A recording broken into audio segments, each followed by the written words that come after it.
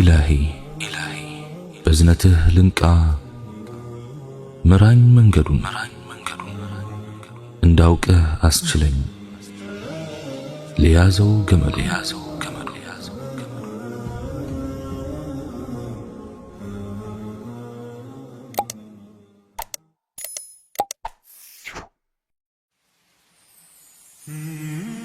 بسم الله، اللهم لك الحمد كما ينبغي لجلال وجهك وعظيم سلطانك، والصلاة والسلام على حبيبنا رسول الله وعلى آله وصحبه ومواله. السلام عليكم ورحمة الله وبركاته. رب اشرح لي صدري ويسر لي أمري واحلل عقدة من لساني يفقه قولي.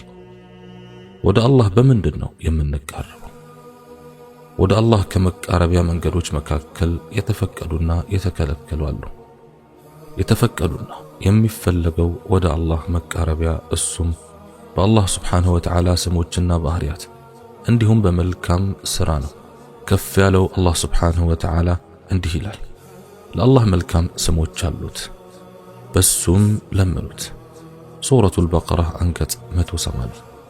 እንዲሁም በሌላ የቁርአን ምዕራፍ አላህ Subhanahu Wa Ta'ala እንዲህ ይላል፣ እናንተ ያመናችሁ ሆይ አላህን ፍሩ፣ ወደሱም መቃረቢያ መንገድን ፈልጉ። ሱረቱል ማኢዳ አንቀጽ 35። ማለትም አላህን በመታዘዝ እሱ የሚወደውንም ነገር በመስራት ወደሱ ተቃረቡ ነው። ኢብኑ ከሲር ከቀታዳ አንስቶ አውስተውታል። የአላህ መልእክተኛ ሰለዋቱ ረቢ ወሰላሙሁ ዐለይህ እንዲህ ይሉ ነበር፣ ላንተ ባለህ ስም ሁሉ እጠይቃለሁ። አሕመድ ዘግበውታል። እንዲሁም የአላህ መልእክተኛ ዐለይሂ ሰላቱ ወሰላም በጀነት የእርሳቸውን ጉርብትና ለጠየቃቸው ባልደረባቸው እንዲህ ብለውታል፣ ይህንን እንድታገኝ በነፍስህ ላይ ስጁድ በማብዛት አግዘኝ፣ ማለትም ሶላትን በመስገድ አግዘኝ፣ እሷም ከመልካም ስራዎች ናትና። ሙስሊም ዘግበውታል። እንዲሁም ለአላህ ለመልእክተኛውና ለአላህ አገልጋዮች ወይም ባሮች ባለን ውዴታ መቃረብ ይቻላል።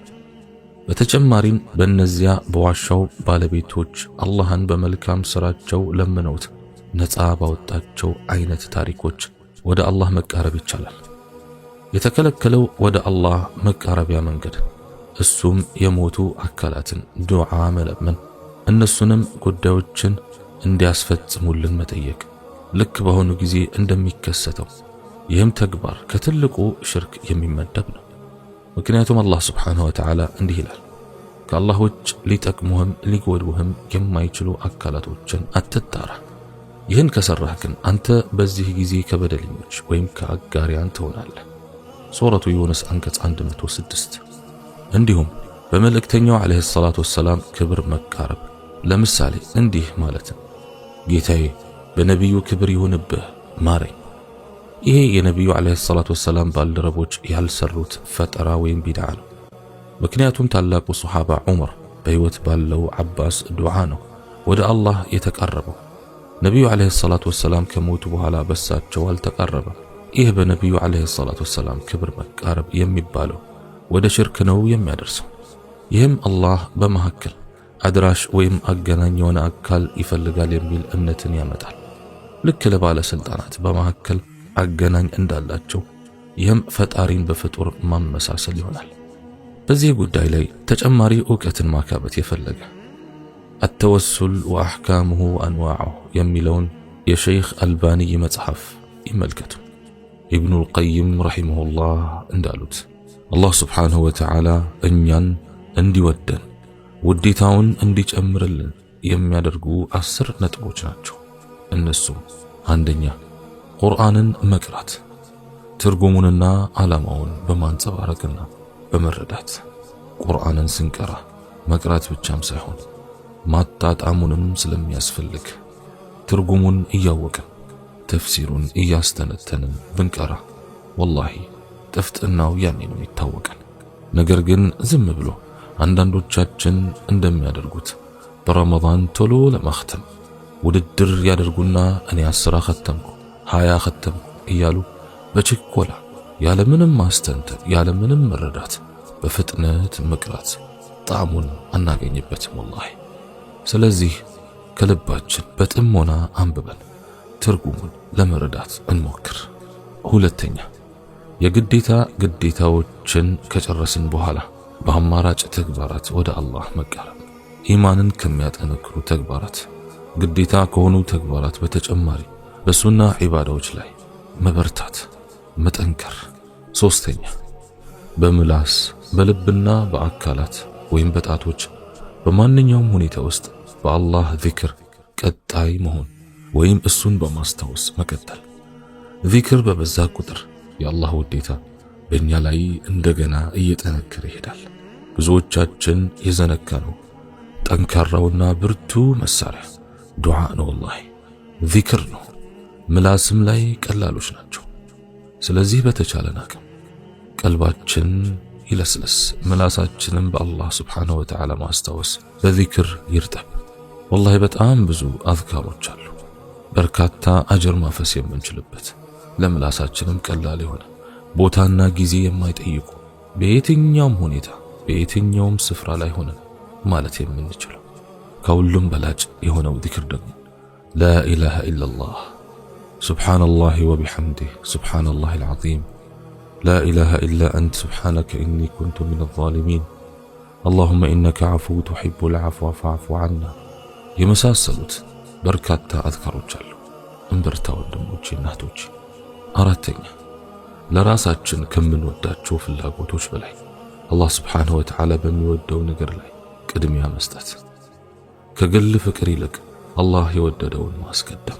ምንም ነገር ከመፈጸማችን በፊት አላህ ይወደዋል ወይስ አይወደው ብለን መጠየቅ መቻል አለብን። ስሜታችንን ብቻ መከተል የለብንም። ሐማችን ሐሳባችን ሁሉ ስለ ዱንያ መሆን የለበትም። አኺራም መርሳት የለብንም። ወላሂ አኺራውን በዱንያ የሸጠ ሁለቱም ላይ ከሳሪ ነው የሚሆነው።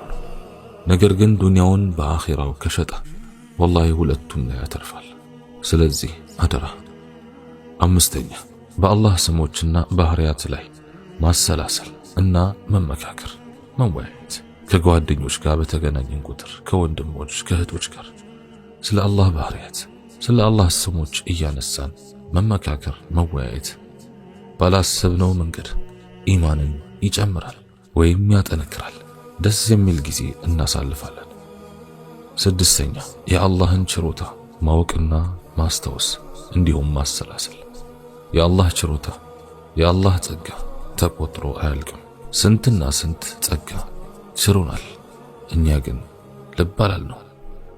የምንናገርበት ምላስ፣ የምናይበት አይን፣ የምንዳስስበት እጆች፣ የምንራመድባቸው እግሮች፣ ሌላው ቢቀር ሀፍረተ ገላችንን የምንሸፍንበት ልብስ በራሱ ወላሂ ትልቅ ኒዕማ። አልሐምዱሊላህ እንበል፣ አልሐምዱሊላህ እንበል። ኒዕማው በእጃችን ላይ እያለ እንጂ ካጣነው በኋላ ብቻ ትምህርት የምንፈልግ ሰዎች እንዳንሆን። ስለዚህ አደራ አላህን እናመስግን። ሰባተኛ፣ በአላህ ፊት ትሁትና ታዛዥ ሁን። ትልቁ ጉዳይም ወላሂ ይህ ነው። በሌላም አገላለጽ ኹሹዕን ይገልጻል ማለት ነው። ሰላትም ስንሰግድ የትኛውንም ዒባዳም ስንፈጽም ኹሹዕ ይኑረን። ለአላህ ትሁቶች ሆነን ዒባዳውን እናክነው። ሰደቃ ስንሰጥ ተኮፍሰን ጉራ የተሰማን መሆን የለበትም። ኢኽላስ ለአላህ ስብሓንሁ ወተዓላ ብለን የምንፈጽም መሆን አለብን። አላህ ይርዳን። ስምንተኛ፣ አላህ ስብሓንሁ ወተዓላ ዝቅተኛው ሰማይ ላይ በሚወርድበት ይህም የሌሊት ሁሉ የመጨረሻው ሶስተኛው በሆነው በዚህ ወቅት ቁርአንን በማንበብ መገለል ላይ መሆን፣ ይህንን ንባብ የአላህን ስብሓንሁ ወተዓላ ምህረት በመጠየቅና ወደሱ በመጸጸት ያጠናቅቃል። አላህ ይርዳን። ዘጠነኛ፣ የንግግራቸውን ፍሬ እያጨዱ እውነተኛና ቅን የአላህ ወዳጆች ባሉበት መሰብሰቢያ ውስጥ መቀመጥና በሱ ውስጥ ጥቅም ከሌለው በስተቀር ላለመናገርና እንደዚህ አይነት ንግግር በበጎነት እንደሚጨምርልህና ሌሎችንም እንደሚጠቅም አውቀ መቀመጥ። አስረኛው፣ ልብን ከአላህ ስብሓንሁ ወተዓላ ከሚያርቁት መንስኤዎች ሁሉ መራቅ። እንኳንስ ከሐራም ተግባራት ቀርቶ ከተጠሉ እንኳን መራቅ መቻል አለብን። ከሚያጠራጥሩን ጭምር ራሳችንን ማግለል አለብን። دع ما يريبك إلى ما لا يريبك የሚያጠራጥር ነገር ከገጠመ እሱን ትተህ ወደማያጠራጥረው ነገር ተሻገር ነው የተባለው። ስለዚህ አደራ የሐራም አዘግት ውስጥ እንዳንወድቅ አላህ ስብሓነሁ ወተዓላ ብቻ ይጠብቀን። اللهم تقبل صلاتنا تامة واغفر ذنوبنا عامة ولا تجعلنا من أهل النار يوم القيامة واجعلنا من أهل الجنة يا الله وأدخلنا إياها بالسلام. اللهم إنك عفو تحب العفو فاعف عنا. اللهم إنك عفو تحب العفو فاعف عنا. اللهم إنك عفو تحب العفو فاعف عنا. يا كريم يا ودود يا رحمن يا رحيم ارحمنا برحمتك يا رحيم. اللهم أحسن عاقبتنا في الأمور كلها وأجرنا من خزي الدنيا وعذاب الآخرة. سبحان ربك رب العزة عما يصفون وسلام على المرسلين والحمد لله رب العالمين. والسلام عليكم ورحمة الله وبركاته.